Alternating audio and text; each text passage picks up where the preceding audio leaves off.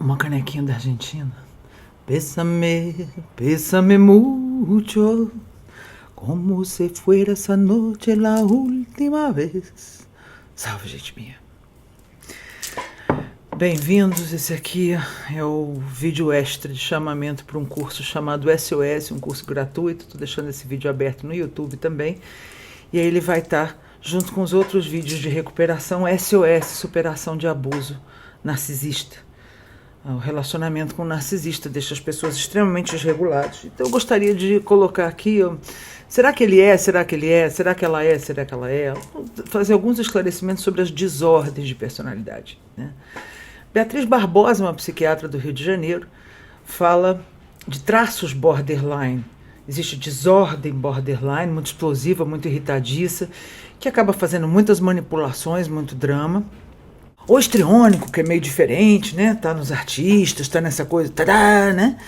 Que pode existir.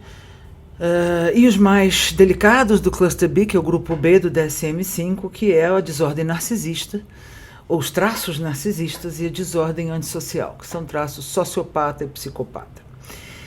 Existe uma diferença entre uma pessoa apresentar traços de desordem e a pessoa apresentar a desordem inteira. Eu queria cobrir isso com você, embora o que eu quero te dizer aqui, que está no SOS, é que pouco importa. Primeiro, nós não vamos fechar diagnóstico avaliando as pessoas à distância, nem por uma característica isolada. Um diagnóstico precisa ser fechado estudando ou avaliando a vida inteira de uma pessoa, décadas e décadas, as relações com os filhos, de trabalho, com os chefes, com os parceiros, com os funcionários. É um conjunto de uma vida, e não é uma avaliação individual, até porque está cheio de gente que se interessa de dizer, como eu digo, né, choveu, o céu é narcisista, olha como é que ela usa chapéu, ela é narcisista, porque ela é exibida, ou a pessoa é bold, tem tomada de decisão, ou põe limite, é arrogante, é narcisista, só pensa em si. Então vamos sair do popular e estudar isso sem muita linguagem técnica, mas com um pouco para você poder saber com o que você está lidando. Porque se você de fato está saindo de uma relação com o narcisista, não há outro caminho a não ser estar profundamente drenado, profundamente em dúvida sobre suas próprias características, suas próprias qualidades, né? E nós todos nos perguntamos, será que eu não sou narcisista? Porque essas características de vez em quando eu apresento. Então, como eu me submeti nos últimos 20 anos a diagnósticos de forma muito séria e transparente para ser estudada em testes, em terapia, na relação com a minha família, no que eu fiz, não só o que eu falo, mas o que os outros podem dizer, eu estou limpa e posso te dizer que é muito importante. A gente pode fazer avaliações à distância, a gente não pode fechar diagnóstico, a gente pode fazer avaliações e ver certas características como muito forte preponderância de que levam a isso. Agora, uma desordem é algo muito sério, que enlouquece as pessoas. Não é assim uma característica que eu não gosto, a pessoa é meio egoísta. Todo mundo pode ser meio egoísta ou meio banana. A gente ter características mais altruístas e mais egoístas, a gente ser mais voltado para si mesmo de forma exagerada, ou ser mais voltado para os outros de forma exagerada, o que demarca a codependência, não é mesmo? Então existe o suprimento narcisista e existe o suprimento codependente. Todos os dois dependem de validação externa, só que de um jeito diferente, quanto à emoção interior das pessoas. E é dessa que eu gostaria de falar. Porque na psique, essa emoção interior é que vai determinar como a pessoa vai agir com o outro, como a pessoa vai tratar compromissos, como a pessoa vai tratar a sinceridade, a honestidade, aquilo que ela pode, aquilo que ela não pode fazer com clareza, né? Uma desordem narcisista, ou pior, psicopata e sociopata, impede essa clareza, porque só sobram jogos. E esta desordem apresenta-se de forma pessoal, permanente e perversa. O Grennon dizia outro dia, a pessoa pode ser egoísta, a pessoa pode ser auto-intitulada ou ter uma coisa meio de superioridade vez por outra, mas ela consegue se repensar, ela consegue voltar atrás, ela consegue sinceramente se desculpar, buscar caminhos, se encontrando accountable, né? Eu tenho uma parte da responsabilidade, eu posso ter. Numa desordem narcisista, a pessoa vai trançar os pauzinhos, vai dançar a hula, mas não vai ter accountability. Ela não vai pedir desculpa de forma honesta jamais. Ela vai criar uma situação para dizer que você que é culpado e muitas vezes dizer que você que é o narcisista, o que é muito comum. Às vezes aparecem narcisistas verdadeiros dizendo aqui nos vídeos do YouTube outra coisa, e pegam algumas dessas descrições da desordem narcisista e fazem ataques pessoais. Seja a minha, Lisa Romano, Richard Grannon, Ross Rosenberg, Shahid Arabi, provavelmente a Beatriz também do Rio de Janeiro. Todos nós que falamos desse assunto acabamos sendo alvos de, tá vendo? Ela também é narcisista. Então, se você está se perguntando se você é narcisista, pelas características que eu venho falando, que eu vou falar aqui, eu te digo, dificilmente um narcisista para e fala, será que eu sou narcisista? A primeira vez que eu fiz isso com um terapeuta 10 anos atrás, será que eu sou narcisista? Porque eu sou cheia de ser, eu sou forte, eu me visto diferente, eu gosto de... Eu tenho esta coisa que até é astrológica, diz Oscar Quiroga e diz o Personari, e os terapeutas todos, graças a Deus, me ensinaram que normalmente a pessoa que se faz essa pergunta não é narcisista, porque o narcisista nunca faz essa pergunta, ele não acha que ele tem nenhum problema. Ele acha que ele é perfeito, mas ele não acredita, ele não sente que ele é perfeito. Ele só intitulou num falso self que ele é perfeito. Então eu gostaria de ajudar vocês nesse SOS. É um curso de 3, 4 vídeos gratuitos. Eu estou no mercado do amor, não no mercado da dor. Então as pessoas que estão com muita dificuldade, que acabaram de sair de uma relação com uma borderline, com um narcisista, mais mulheres são borderline, mais homens são narcisistas, 80% são homens no mundo. Psicopatas, sociopatas, que é desordem antissocial, que pega então psicopata e sociopata.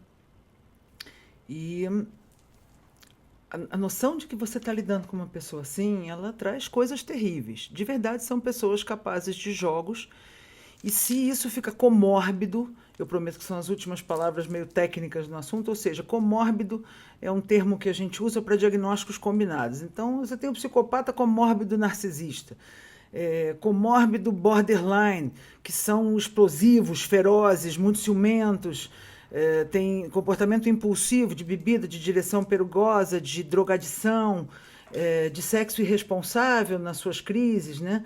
Borderline é um roller coaster. Tenho muitos borderlines que me escrevem diagnosticados e quero antecipar que também existe muito erro nos diagnósticos. Às vezes o diagnóstico de borderline tem a ver com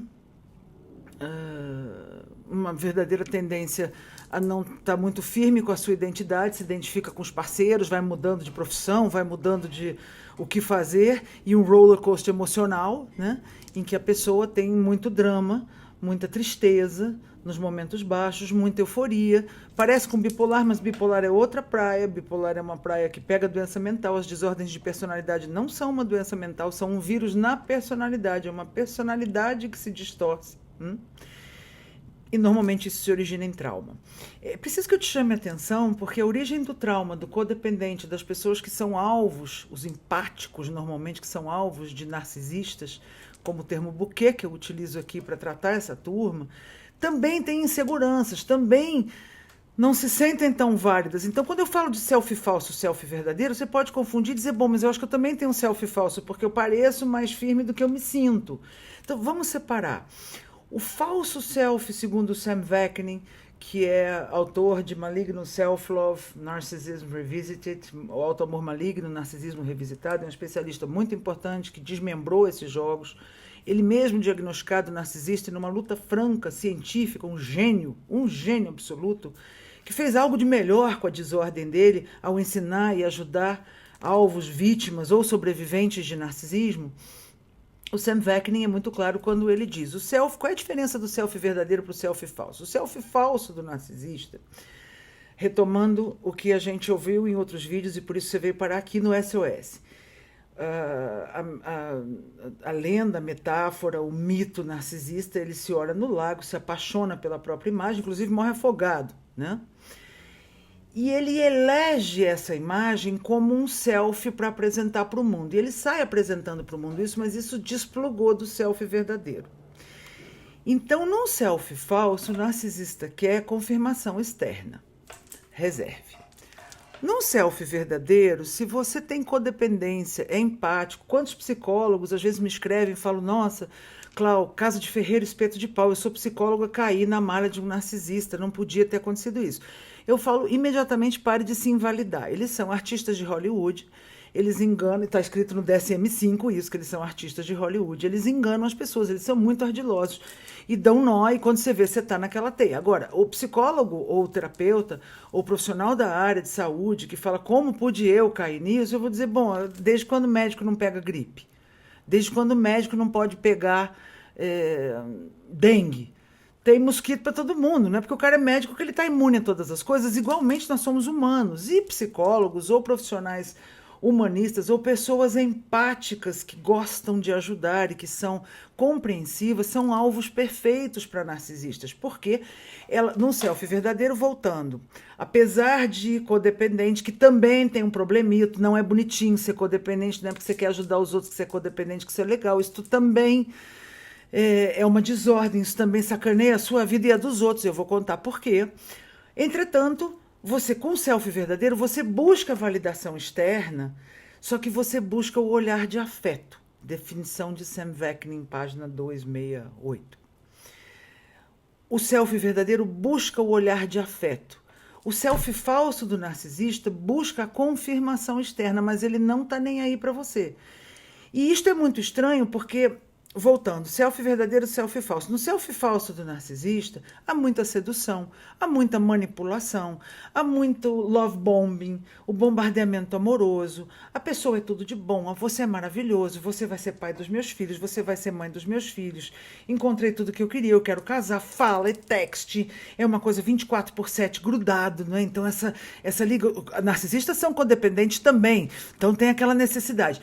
Por um suprimento que quando chega a pessoa ou desinteressa, ou ao longo do relacionamento, as 3 fases muito conhecidas, nas relações abusivas, tem uma idealização do outro, no caso você, tem uma desvalorização, você não é bem tudo isso, acho que você não é tudo que eu achava que você fosse, né?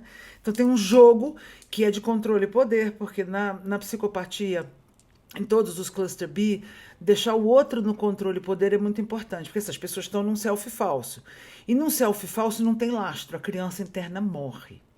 Não há busca de verdadeiramente conexão, não há busca de intimidade. Essas pessoas têm que necessariamente ficar anestesiadas do seu próprio selfie. Então, de repente, elas ficam escuras. E elas ficam deprimidas, ou elas ficam olhando a televisão fazendo de conta que você não existe. Você fala, bom, tem alguma coisa errada. Eu era toda essa coisa, toda essa conexão que, ainda mais o codependente, busca que pessoas que não precisam ser codependentes, que são saudáveis, buscam, né? De repente aquilo some, você fica querendo, pera, aconteceu alguma coisa, eu fiz algo errado? Você fica tateando para querer voltar, né? Aquela coisa legal, aquela coisa de grande consideração, aquela coisa de atenção, né? Motivação é atenção, e aqui sumiu. Então, idealização, desvalorização e descarte.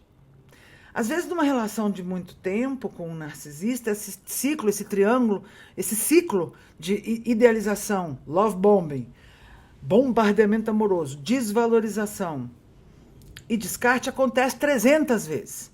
E às vezes acontece de uma maneira terrível, existe uma idealização, uma desvalorização e um descarte fantástico. A pessoa vira as costas, deixa a coisa vaga, não fecha, não fala para você por quê, deixa uma sensação de que a culpa é sua, passa o orangotango para você e você fica querendo, pera, a gente tem que fechar, veja bem como é, não é mesmo? Muito bem. Vou ler, para uma pessoa ter um diagnóstico de narcisista, ela precisa ter de 5 a 7 traços dos 9 que definem a desordem.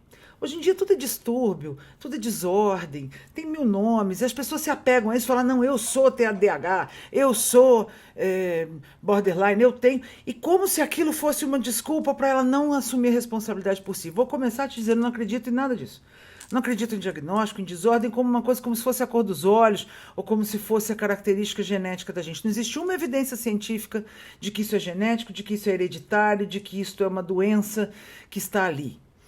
O que existem são observações clínicas na área de saúde mental, da qual eu participo há 28 anos, e que, como psicoterapeuta licenciada e credenciada no Brasil, e também fora do Brasil, deixando claro que eu venho estudando isso com seriedade e com cuidado, eu sei que existem indicadores clínicos de que indicadores comportamentais. Eles estão descritos no DSM-5 ou no CID-10 no Brasil, e eles estão descritos e eles nos ajudam a entender com o que a gente está lidando, porque você fica se sentindo maluco, você fala, deve ter sido culpa minha, será que eu tentei tudo? Será que se eu tentasse mais alguma coisa? Afinal, essa pessoa tem trauma.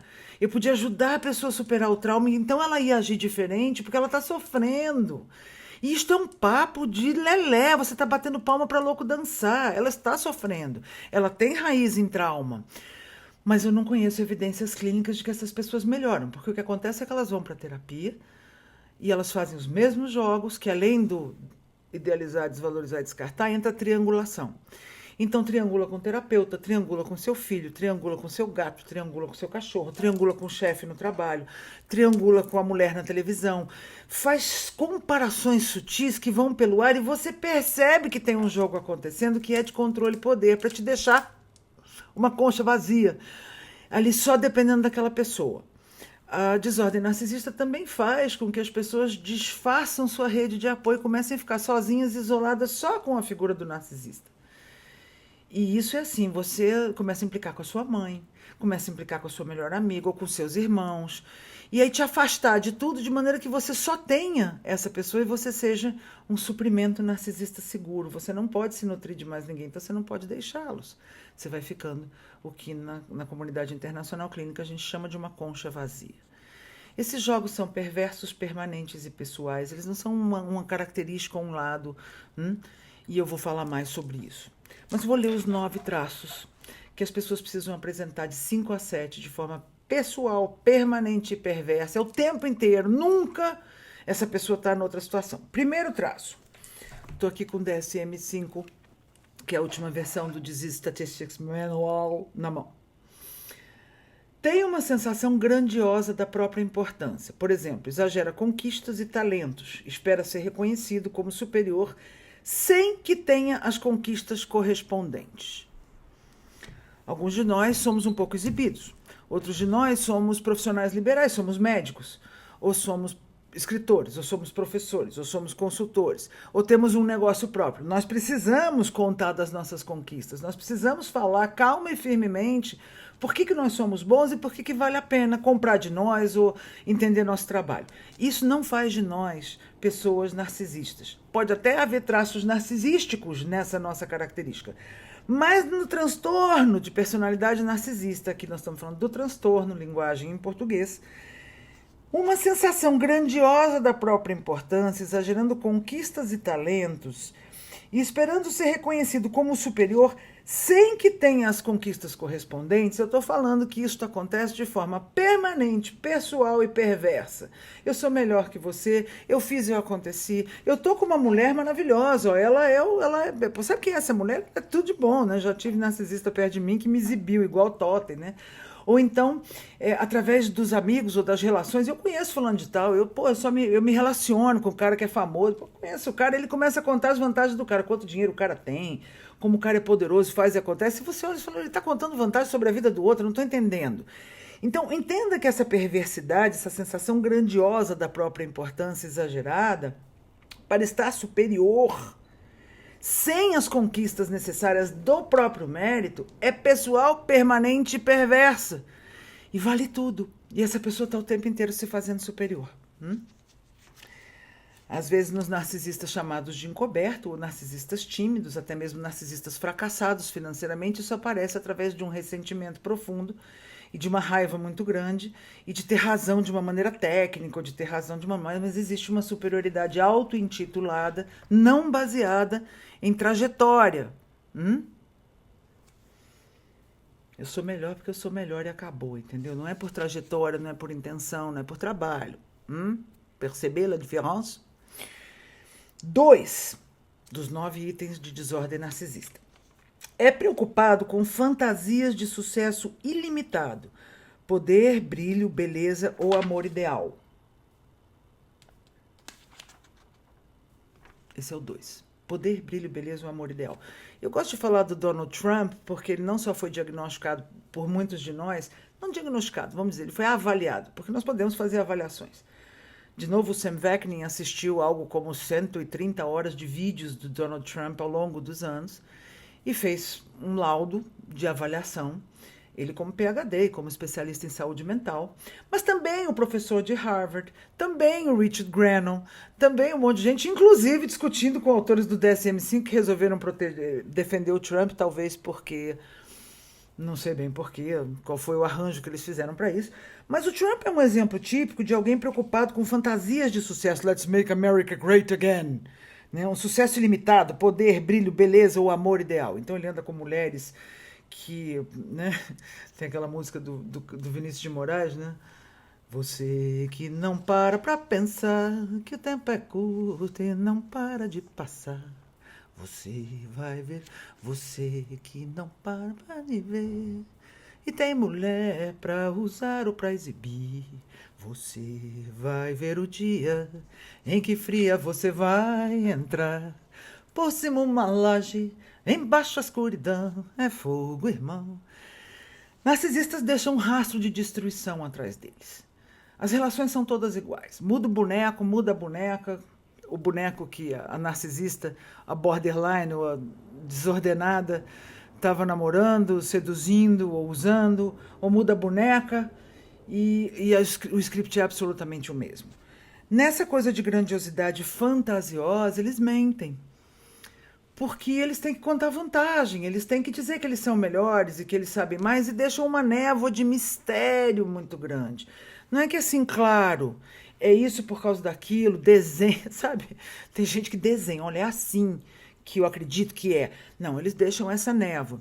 E o Trump, nesse sentido, não só o Let's Make America Great Again, America First, é toda uma colocação que é notoriamente desequilibrada. Eu fico feliz que um professor de Harvard e tantos outros especialistas do mundo, sérios, tenham notado a desordem narcisista, a belicosidade preocupante, né, que a gente tem aí nesta figura Donald Trump, com seus prédios e suas torres e sua grandiosidade de que eu sou o melhor.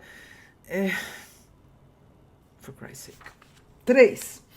Acredita ser especial e único, o que pode ser somente compreendido, e que pode ser somente compreendido por ou associado a outras pessoas ou instituições especiais e com condição elevada. Até a depressão do narcisista se coloca dessa maneira. Ninguém me entende, a minha depressão é a mais importante, minha dor é a mais importante do mundo. Não é qualquer pessoa que pode me entender, porque eu sou muito especial. Alguns de vocês se sentem especiais. Eu me sinto muito especial muitas vezes.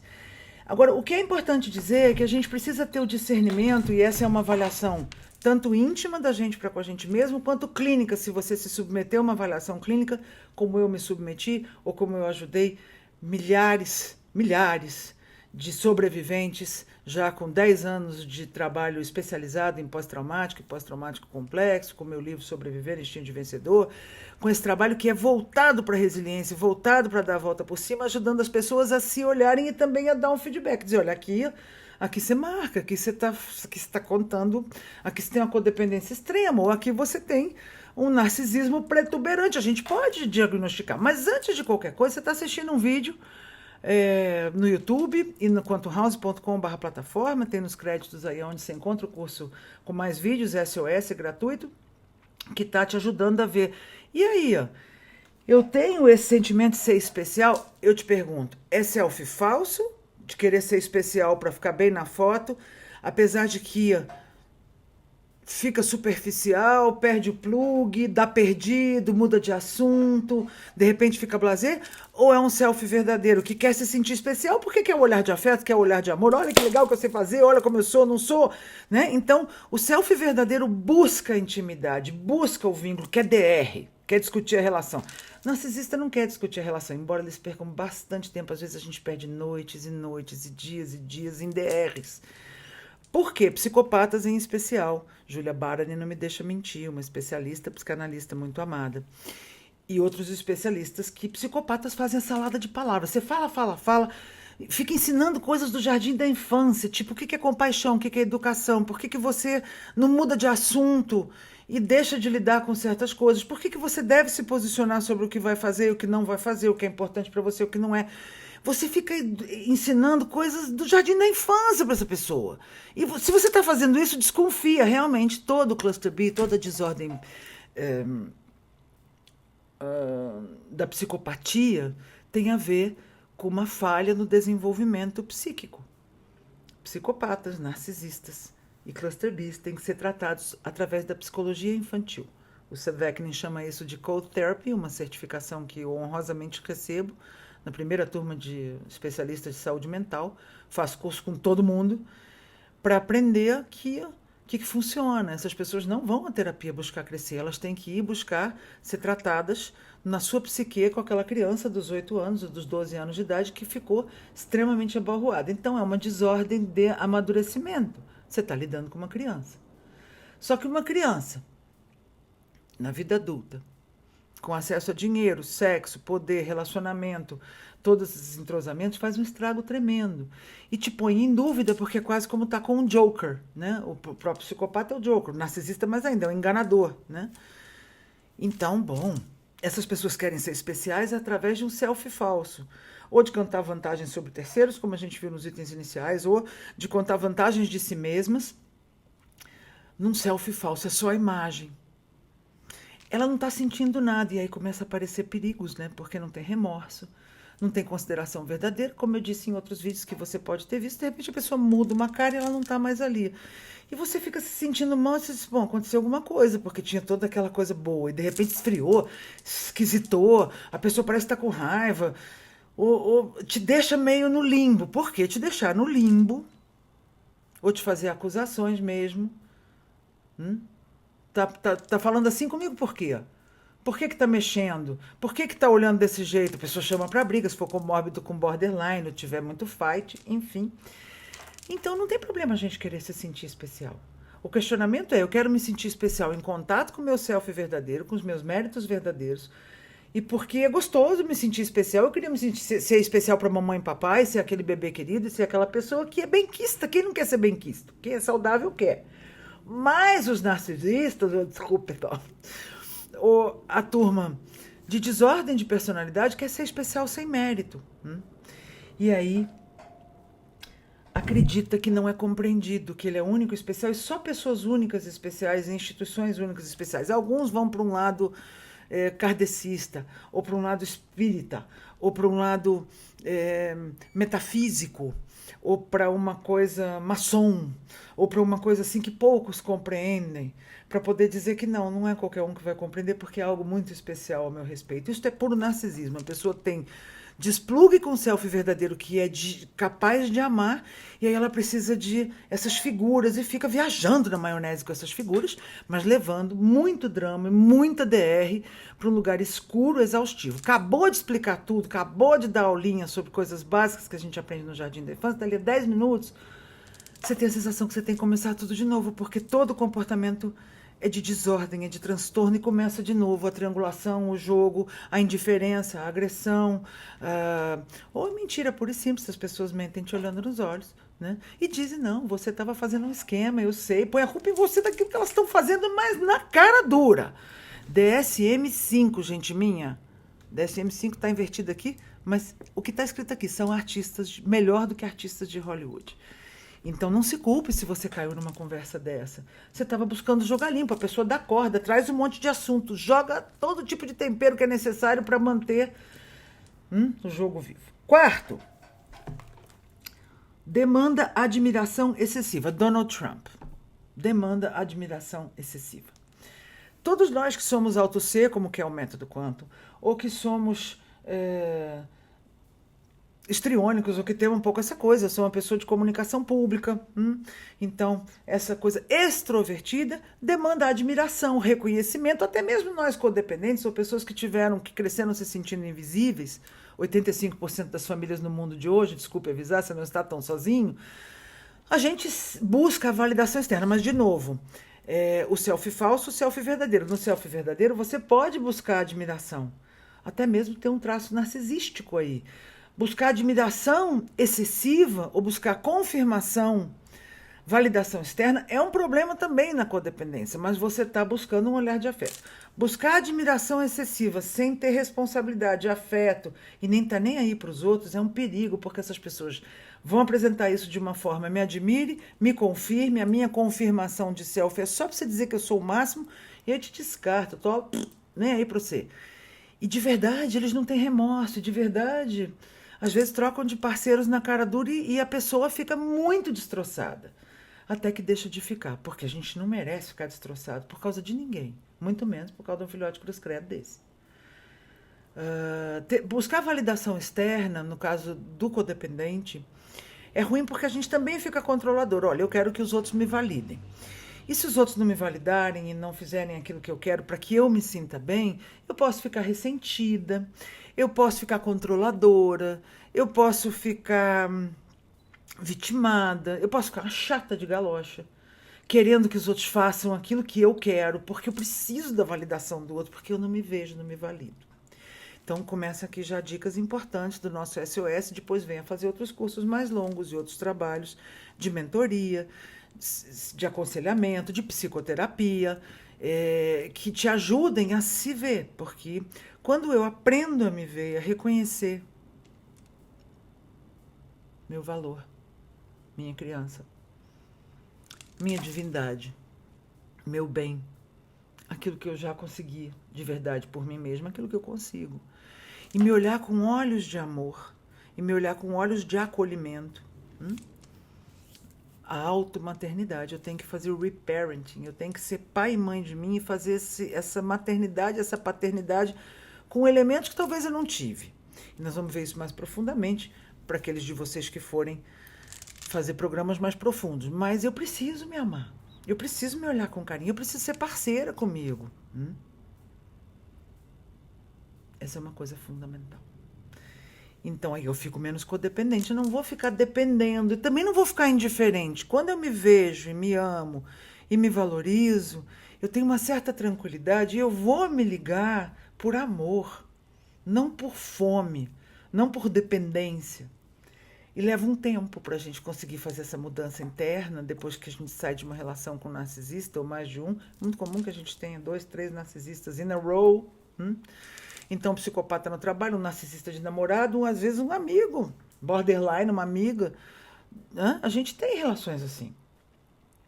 E quando a gente descobre que a gente pode pôr bordas, meu nome no Brasil para boundaries, que a gente pode pôr limites, e que a gente pode pôr limites sem se justificar. Né? Às vezes a gente precisa desconversar com alguém na internet, em alguma rede social, simplesmente porque a gente não tem tempo, né? A gente pode dizer assim, ou porque não é o tipo de sintonia que a gente pode manter viva. Alguns anos atrás, muitos dos meus sobreviventes seriam incapazes de fazer isso, porque, ai, que coisa, vai pegar mal, porque se preocupam mais com o que os outros pensam deles do que com o que eles pensam de si mesmos. E uma hora você tem que aprender a fazer os dedinhos, né? Há outros vídeos meus que falam disso, fazer os dedinhos, dizer não, e simplesmente sem se justificar. Você não precisa se justificar porque que você faz uma escolha que protege seu espaço interno. Claro que codependentes vieram de famílias em que muitos problemas aconteceram e em que o nosso espaço não foi respeitado. A gente teve nosso espaço muito invadido.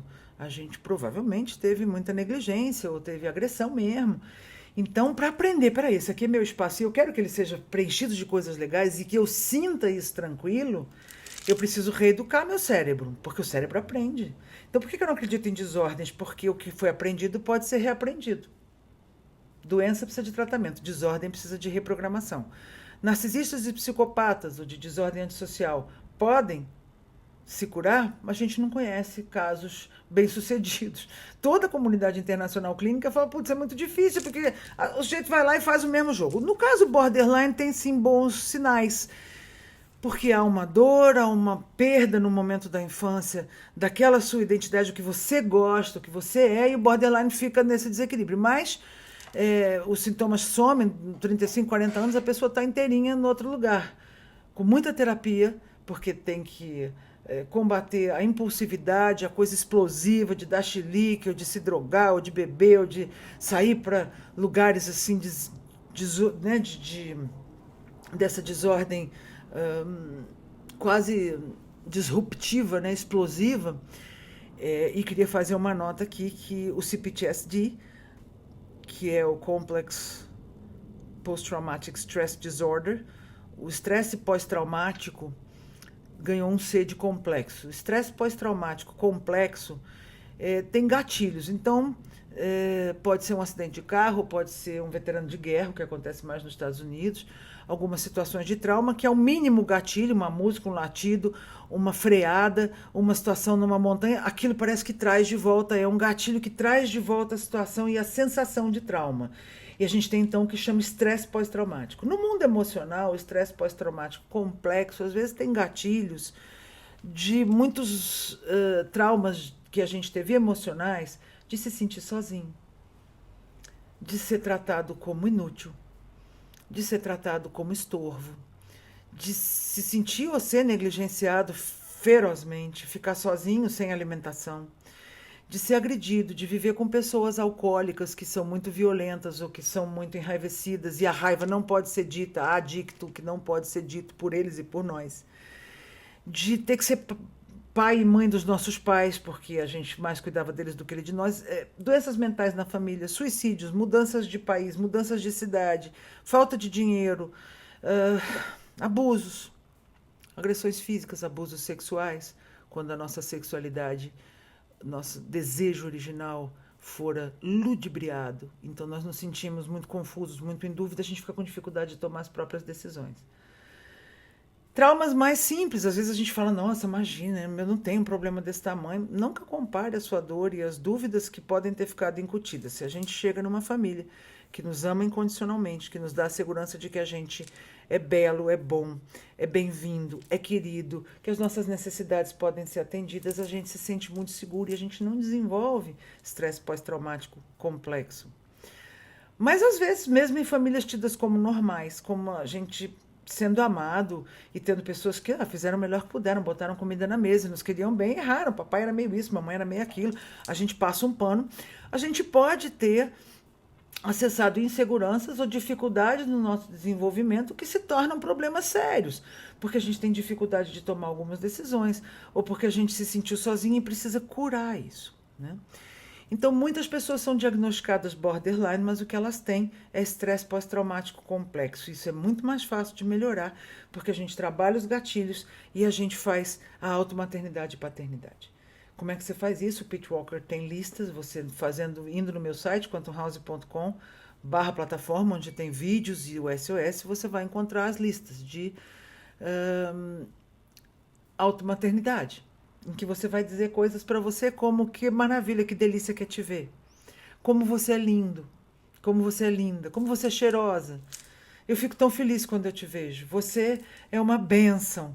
Tudo em você me traz alegria. Então você começa esse relacionamento dando para você esse acolhimento, quando na verdade nós talvez tenhamos muito pouco disso na nossa história de vida. E tivemos, mas, né? A gente também teve rejeições tremendas.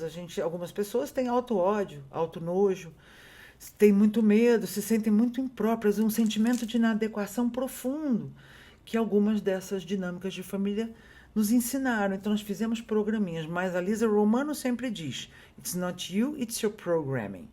Eu conheço a Lisa tem 2 anos, ela faz em Nova York um trabalho maravilhoso na internet, como eu faço também um trabalho da mesma praia, e eu estou há 10 anos com Sobreviver 12 Portais de Resiliência, fazendo esse trabalho para resilientes e para sobreviventes de várias coisas. E programação neurolinguística, você sabe, eu fui sócia do John Grinder, da programação neurolinguística, por 10 anos, enquanto escrevia Sobreviver, Instinto de Vencedor, esse meu livro muito amado, de muitos sobreviventes de muitas coisas.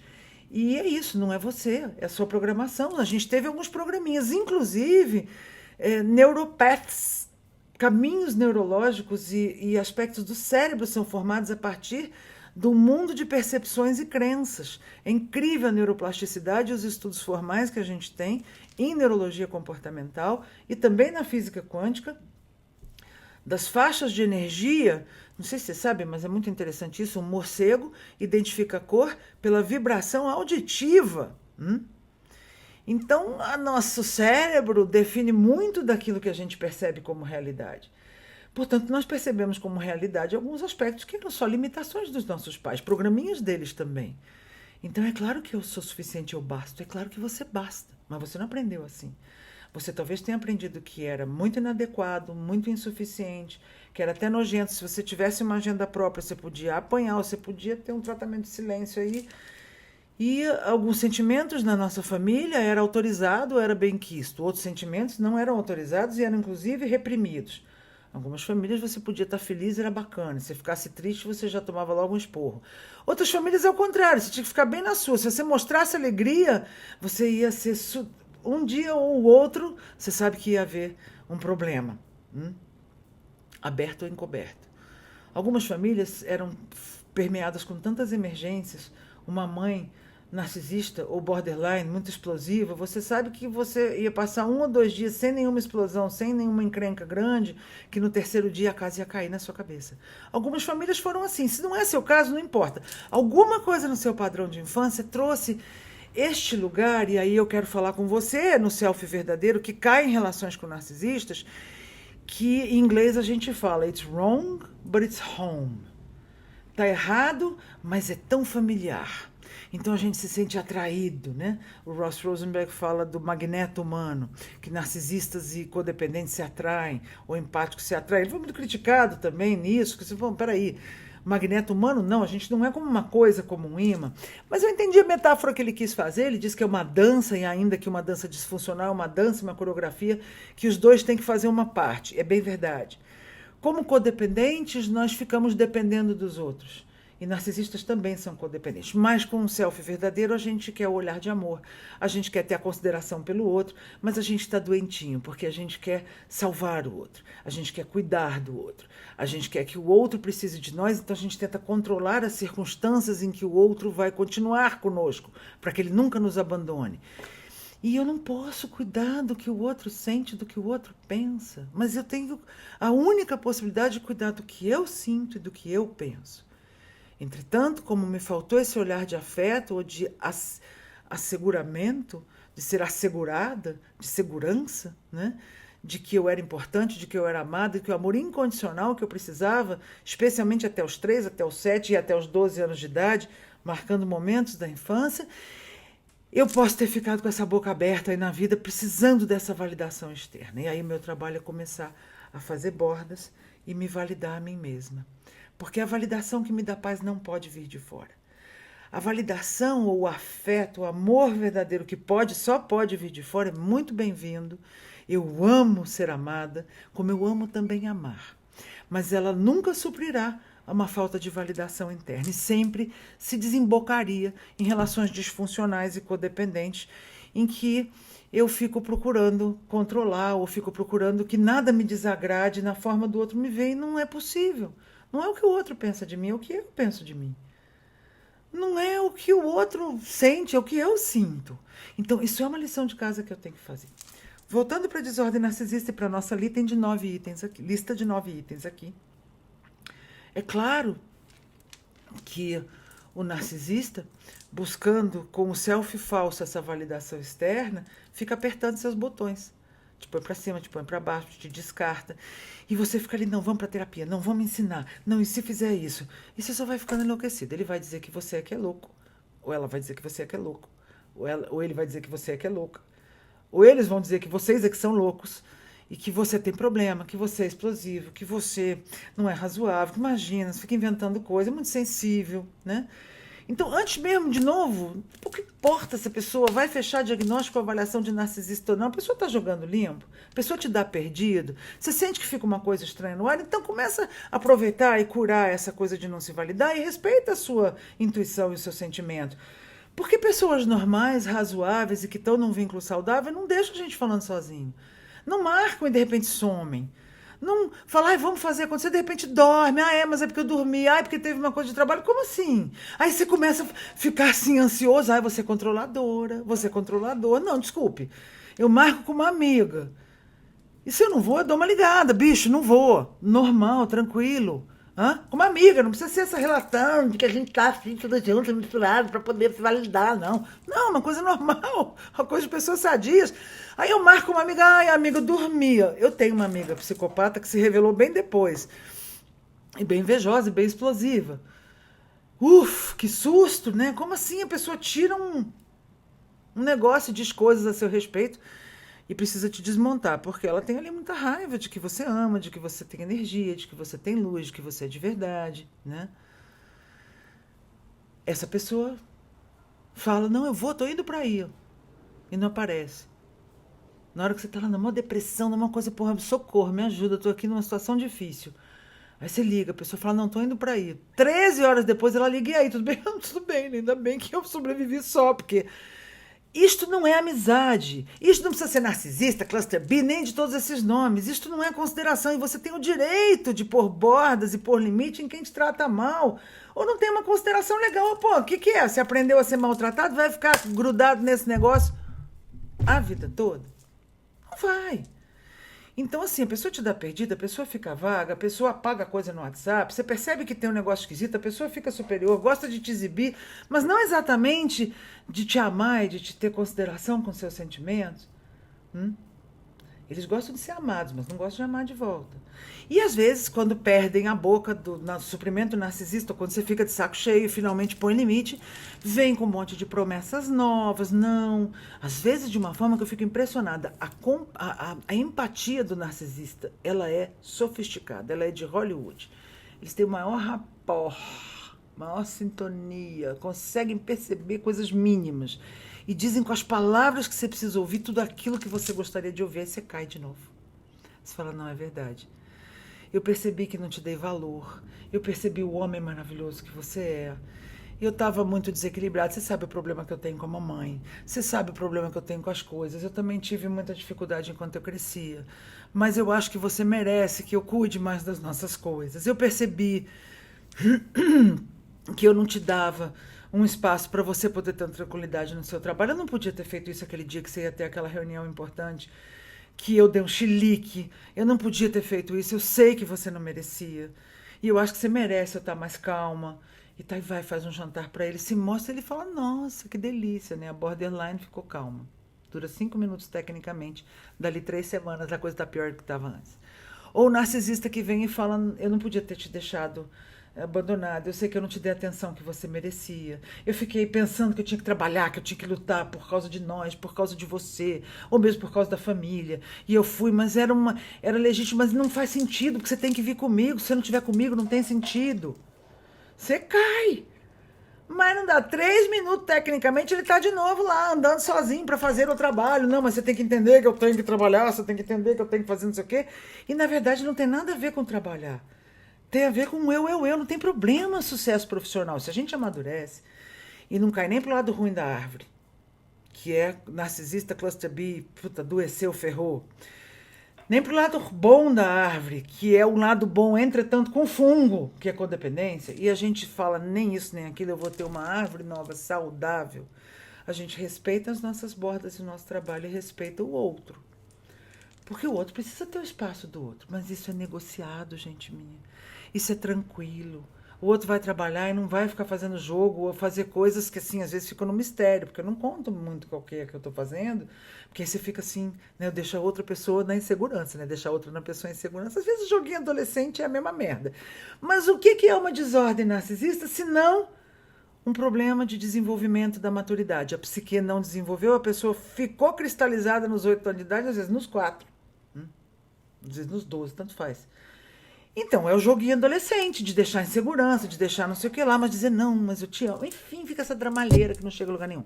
A gente, no fim das contas, está drenado, fica sem dinheiro, fica sem amigos, fica sem rede de apoio, adoece, e a pessoa diz que a gente é meio desregulado, que a gente é exagerado, você está vendo coisa onde não tem, e você fala, será que sou eu o problema? Gente minha, não é. Você está vendo o que você está vendo. Para de desconfiar do óbvio. Isso é problema de codependente que não tem... Quer botar cor de rosa em uma coisa que não é cor de rosa.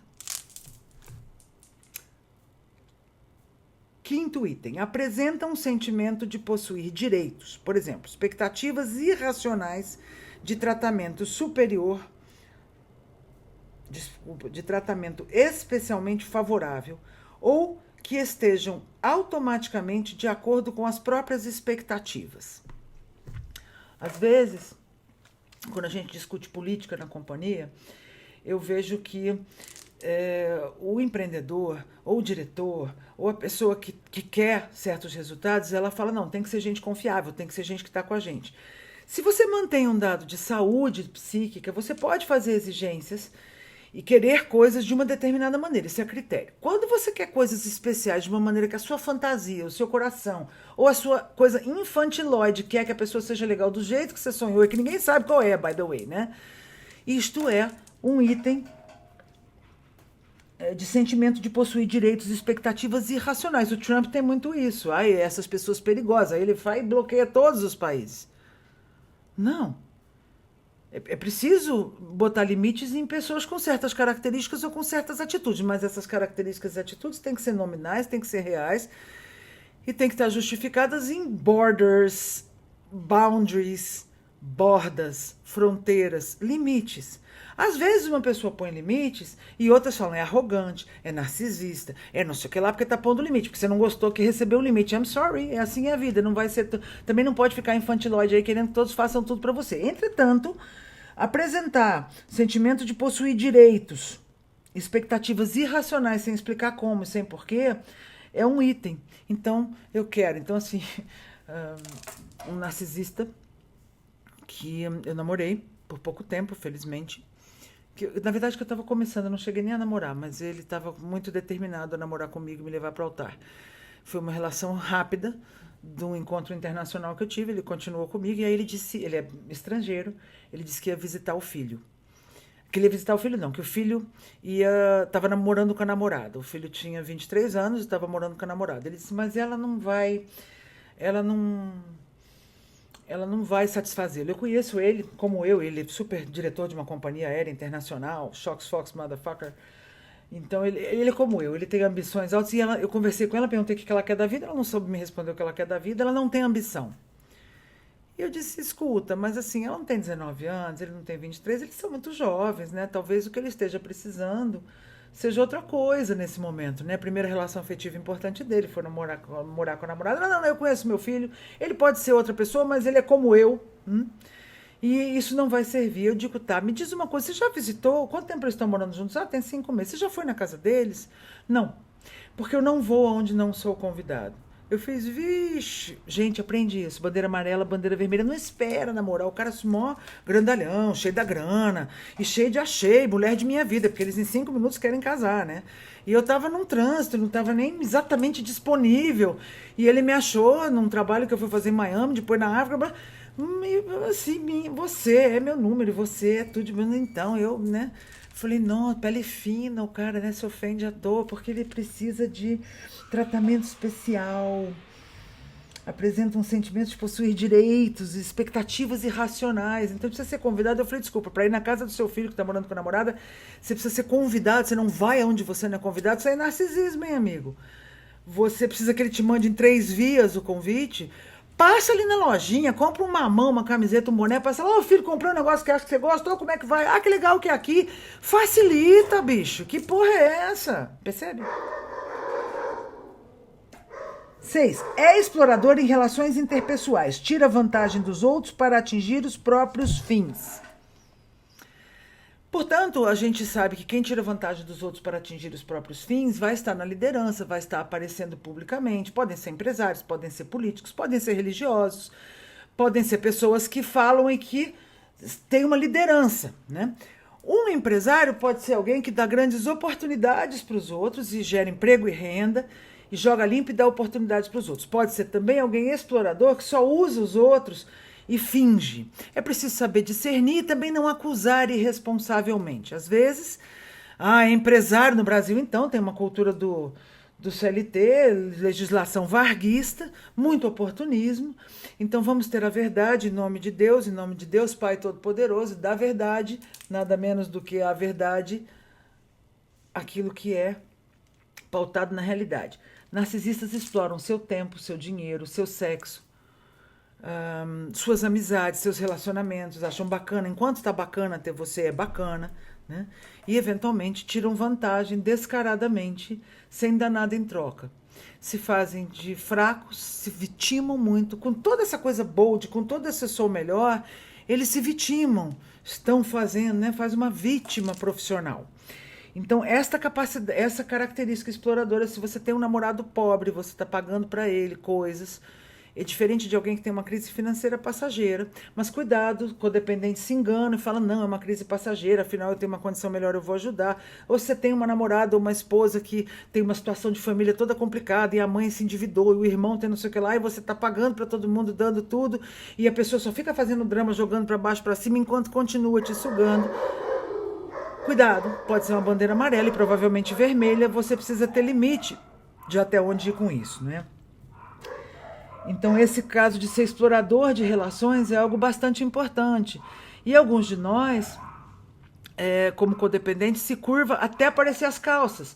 Porque acha que se a gente fizer tudo para o outro, como quando mamãe e papai estavam conosco, às vezes irmãos, às vezes na escola, ou em situação com alcoólicos, a gente tentava fazer de tudo para o barco não ir para as pedras. Então, a gente está meio treinado a lidar com emergência. Então a gente fica, eu vou fazer tudo, se eu fizer tudo, tudo vai ficar bem, só que eu lamento.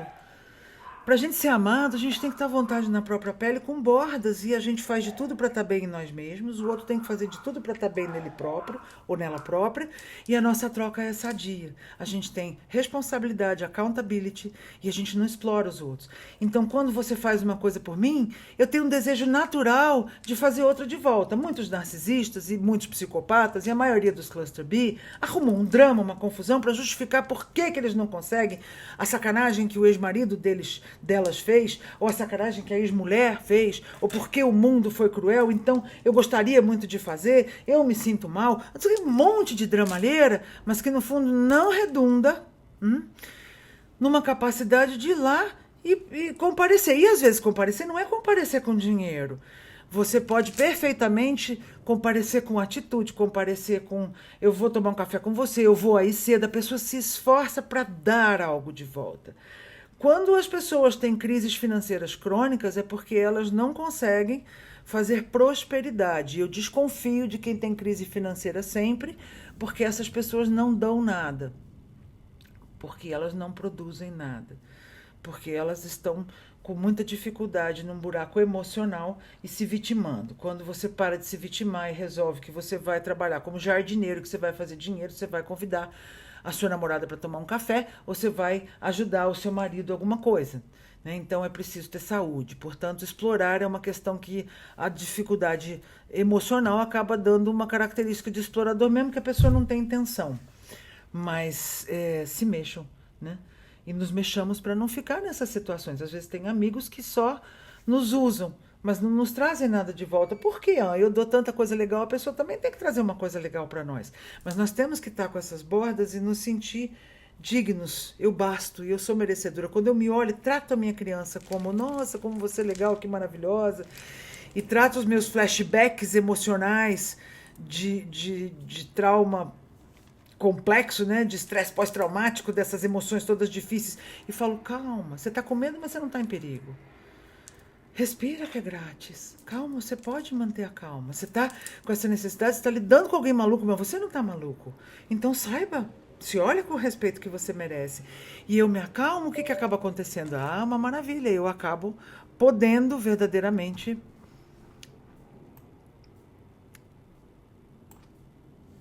experimentar esse lugar de que não vou me deixar explorar mais. Não vou dar desigual, sabe? Amor, respeito e carinho. Você dá mais amor, mais sexo, mais respeito, mais carinho, mais condições e tá sempre esperando a hora de que, então, se eu acabar de dar mais, a pessoa vai então ficar se sentindo melhor, aí ela vai me trazer de volta. Parou.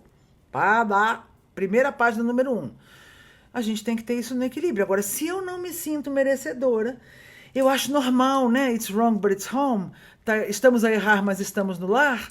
A gente acha normal a gente ter que dar mais porque nós crescemos nesse ambiente. Até que a gente para de achar normal, a gente põe bordas. Não é você, é o seu programa. E a gente vai mudar esse programa e nos atender com mais carinho e afeto por nós. Mas essa é uma outra página. Agora, para a gente reconhecer a desordem narcisista nos últimos 3 itens, 7, 8 e 9...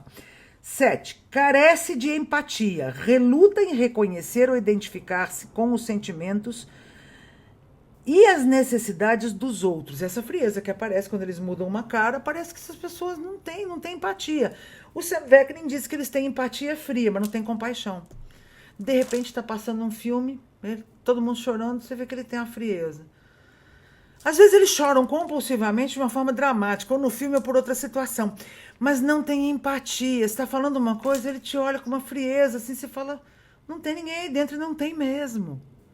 Então, desculpe, não é culpa sua. Se você saiu de uma relação narcisista, mesmo que seja numa situação difícil, há mulheres grávidas que saíram de uma relação narcisista porque o cara, quando estava todo apaixonado, todo não sei o quê, transando sem proteção, todo mundo sabendo o que queria, e aí quando a pessoa ficou grávida, começou a ficar frio, começou a dar perdido, começou a desaparecer. Isso deixa a gente muito desregulado.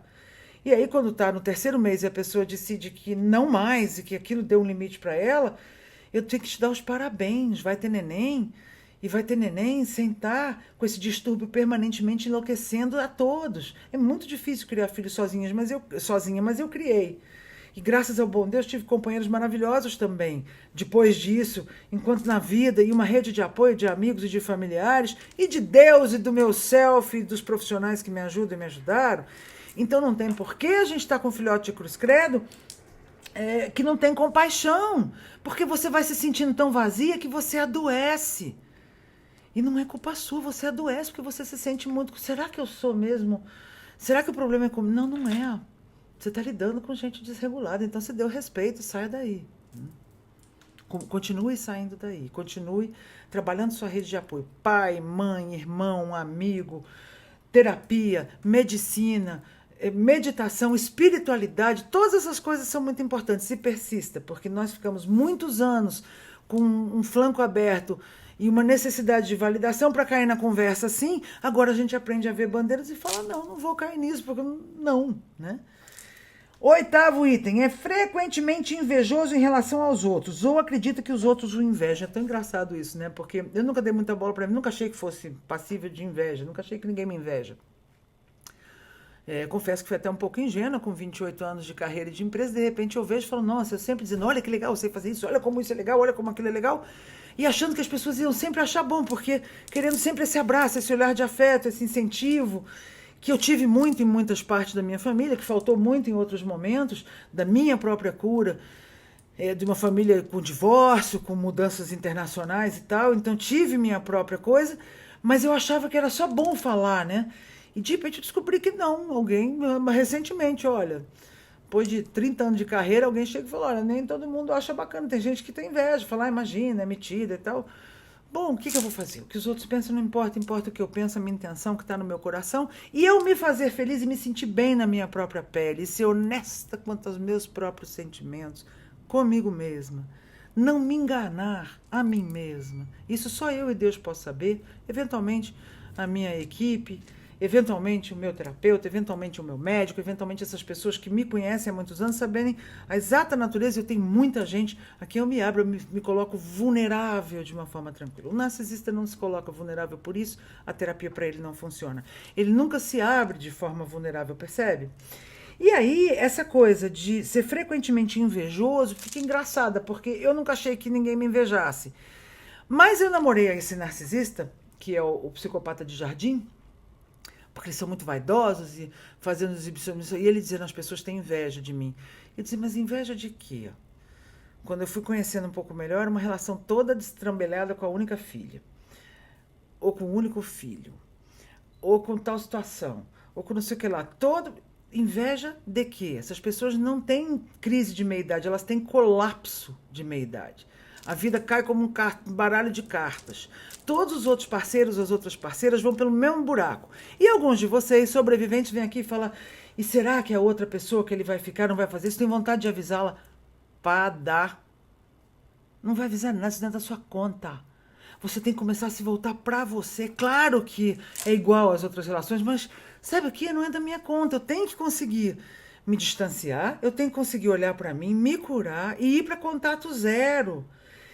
Isso quer dizer que eu não quero saber da vida, do Facebook, do não sei o que, eu não quero saber de mais nada. Eu quero saber de ser sadia. Eu quero saber de relações em que há consideração. em que eu dou e recebo numa medida tranquila, em que eu posso, de repente, ficar aborrecida com uma coisa e falar, cara, isso aqui eu não estou me sentindo bem. Eu estou assistindo muito uma série, já não é tão nova, mas ela é ótima, não sei se vocês já viram, Grey's Anatomy. É uma série de cirurgiões médicos e tal. E tem várias passagens que são lições de vida, muita coerência, muita coisa sobre morte, vida, relações, congruência. Então tem uma cena de um dos episódios que eu estava assistindo que tem duas moças muito queimadas. Elas são muito amigas, eu acho que não são parceiras, mas são muito amigas, até onde eu entendi. E uma está em pé, também toda cheia de cicatriz, mas ela está mais ok, a outra está ali, vai passar mais uma cirurgia e tal. E essa que está em pé é toda positiva, peito positivo e tal. E aí chega aquela Dr. Bailey, que é uma médica, uma neguinha, shopping, assim, gordinha, baixinha, que é sensacional. Aí essa personagem, assim, é a personagem que eu amo, ela é incrível. Muitas lições sobre a vida, né, que eles trazem. E ela vira, a outra diz, não, você tem que pensar positivo. A que está lá, puta, mais uma cirurgia. Fala, eu sei, mas essa notícia foi muito ruim. A Dr. Bailey diz, olha, você me desculpa, you can cry now, você pode chorar. You take too much for a day, você teve que lidar com muita coisa num dia só, foi muita coisa só por hoje, e tá tudo bem se você precisar chorar. Pode ser positiva amanhã.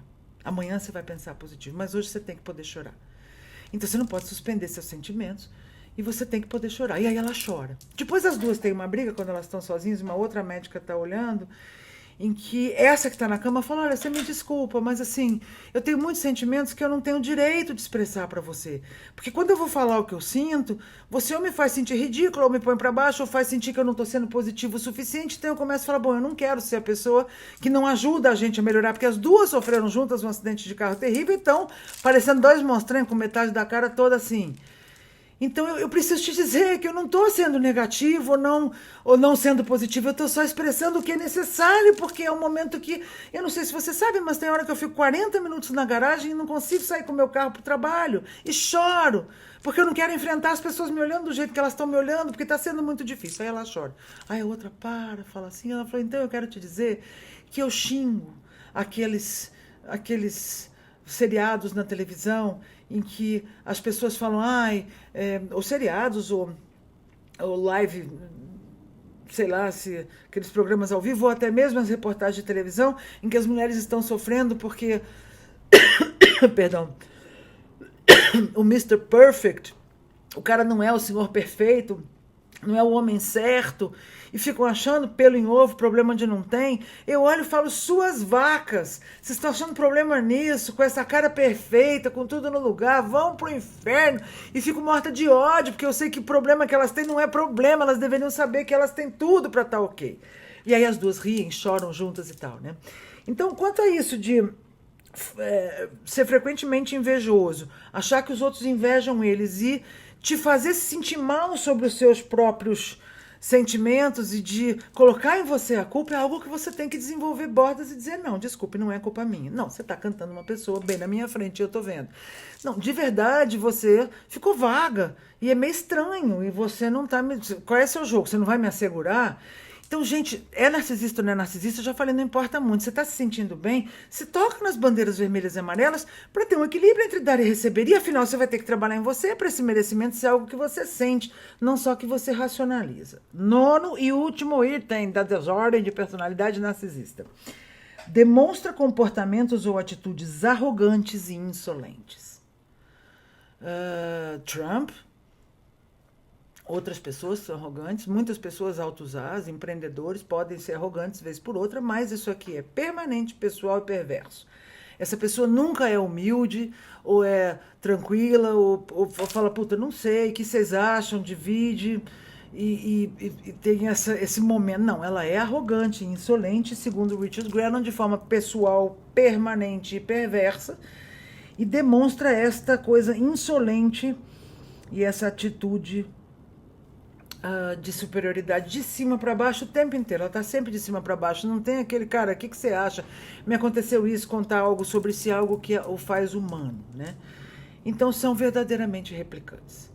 Você tem meu respeito se você está saindo de um relacionamento narcisista, se você está lutando para administrar como sair.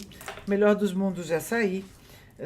Trabalhar juntos. Eu conheço algumas pessoas que são casadas com cluster Bs, mais borderlines do que narcisistas, full, que negociam, que fazem terapia, que procuram caminhos. Mas quando você está no momento em que você está fazendo bordas e SOS, eu preciso me recuperar, numa depressão profunda, é o seguinte: tudo bem, hoje você pode chorar. Amanhã você vai pensar positivo de novo. Aguenta um pouco o tranco, deixa, fica um momento de uma caverna, mas você precisa, vendo outros vídeos meus, se não deu para terminar com dignidade, pega um papel e uma caneta e termina, escreve, fecha você. E aí, se você não valoriza seus sentimentos e as suas próprias decisões, porque você foi muito ridicularizado ou muito invalidado, você vai aprender a ter que valorizar as suas decisões, crescer nesse sentido, aumentar a sua rede de apoio. E lembrar que essa pessoa não te define. Nem ele, nem ninguém como eles definem vocês. Que você é filho das estrelas, filho dos rios, que você tem todo o amor, que você tem o caminho do alto amor, que você pode respirar e sentir gratidão por viver, pela energia, que você pode se recuperar, que você vai refazer sua vida afetiva, que você vai se trabalhar para se sentir bem e em beleza ou afável ou atraente de novo, que você vai ficar um pouco na pedreira aí, quebrando pedra uns tempos, falando, não, agora eu tô assim me recuperando, pode, bota lá no Facebook, tá viúva, né? Você pode. Mas isso não é eterno. Aquela sensação de eternidade nas crises de infância, você pode dizer, não é eterno, eu tenho recursos, eu tenho rede de apoio e eu vou sair disso. Tenha paciência consigo, esse é um processo bastante difícil, mas olha com o que você está lidando. Existe gente assim? Existe. Existe gente que tem até prazer com a sua dor, que te vê destrambelhado ou muito ansioso. Ai, eu não tenho poder através do amor, eu vou ter poder através da dor. Vou deixar você destrambelhado, ansioso, sem saber o que está acontecendo, sem saber nada. A dor é inevitável, o sofrimento é opcional. Então, se a dor é inevitável, enfrente a dor. Eu ter uma decisão de término, uma decisão de mudança de uma forma ainda que dolorosa, porque nunca é agradável a gente ter que descontinuar uma relação por N razões. Mas de uma forma clara, a gente dá saída digna. Pessoas com desordem de personalidade não dão nem entrada, nem meio de campo, nem saída digna. Você vai ter que se dar dignidade, né? E ter paciência com o seu processo, fazer tudo o que você puder para começar a se sentir melhor. Pequenas coisas, procurar sair. O isolamento é natural, existe um certo isolamento que a gente precisa ir voltando devagar, conforme conseguir, fazendo coisas que gosta, tendo um animalzinho de estimação junto. É normal a gente não querer ver ninguém um tempo, a gente fica super assim, nossa. Então a gente vai ter que começar a sair dessa sensação de inadequação e falar com carinho conosco. Não é só adequada, eu sou todo amor, com o tempo. Não adianta forçar a amizade. Neste momento do SOS, a gente está enfrentando uma dor, então pode chorar. Mas começa a se preparar que eu vou sair do outro lado. E pega eu, hein? Porque eu vou sair do outro lado e, como eu disse já anteriormente, é muito bom quando a gente consegue sair do outro lado. Vocês têm meu amor, meu respeito, minha gratidão pela sua confiança no meu trabalho. Vocês estão aqui no quantumhouse.com/plataforma, tem esse SOS gratuito e tem programas dos 12 portais de resiliência, Alto Amor, Todo Amor, que é um programa monitorado. Vocês também vão encontrar aqui grupos de mentores ou de padrinhos e madrinhas que são sobreviventes que podem te ajudar e te dar um apoio gratuito e espontâneo, voluntário, porque essa comunidade se ajuda. Observe as páginas que você tem para poder entrar, grupos secretos, grupos fechados e pessoas que, além de mim, estão super bem talhadas para nos ajudar a fazer essa travessia. E, na verdade, o que importa é o amor. Alto amor, todo amor. Eu, com alto amor e com bordas de verdade e em amor, tenho todo o amor pelo meu amado, pelos meus filhos, pelos meus amigos, por vocês, por Deus, pelo trabalho, pelos clientes, pelas pessoas, pela vida, pelos animais, né? Mas é com alto amor que eu consigo acessar esse lugar de amor. Então eu preciso começar a me voltar para isso, que não é uma coisa que a maioria de nós aprendeu. Então nós temos que reprogramar. Não, a gente não é nojento, não, a gente não tem que se odiar, e nem a gente é inadequado. A gente é divino. Então a gente é tudo de bom. E a gente precisa falar sim com a gente e conseguir, depois de muito trabalho, se sentir assim. Porque dá trabalho. Mas é possível. Isso é que é o mais importante. Beijo, gente minha. Força na cabeleira aí. Tamo junto. Até breve.